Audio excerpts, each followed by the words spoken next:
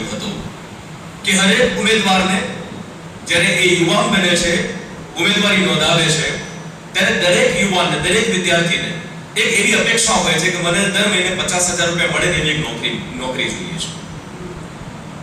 કેટલી? 50,000 મને મળી જાય એવી મારે એક નોકરી જોઈએ છે.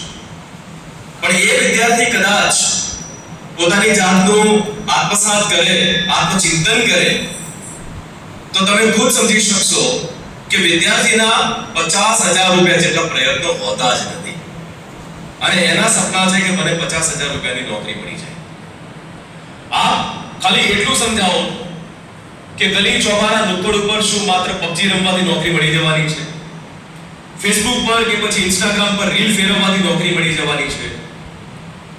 ઇન્સ્ટાગ્રામ યુનિવર્સિટી, વોટ્સએપ યુનિવર્સિટીમાં આવતા જે મેસેજ છે, જે સંદેશા છે, એના પ્રભાવમાં આવી જઈ અને આપણી જે વર્તમાન પરિસ્થિતિ છે, દેશની જે સ્થિતિ છે, એની વિમુખ થઈ જવું અને પોતાની જાતને એક આંદોલનકારી બતાવવા, શું આવું કરવાથી નોકરી મળી જવાની છે?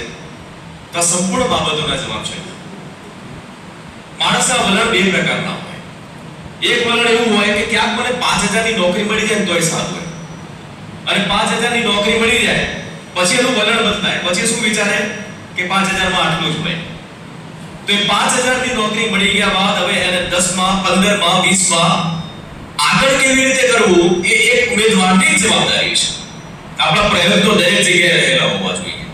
5 ના 15 કેમ કરવા, 15 ના 30 કેમ કરવા, એ તમારી આવડત ઉપર જાય છે. તમે કોઈ પણ જગ્યાએ નોકરી લાગો છો એટલે સૌથી પહેલા ફ્રેશર્સ તરીકે હો. તમે બિલકુલ તાજા છો, હમણાં ભણી ગણીને બહાર પડ્યા છો એટલે તમને નોકરી મળે છે, તો સ્વાભાવિક છે કે એક ફ્રેશર તરીકે તમને ત્યાં સેલરી મળવા પાત્ર થતી હોય છે.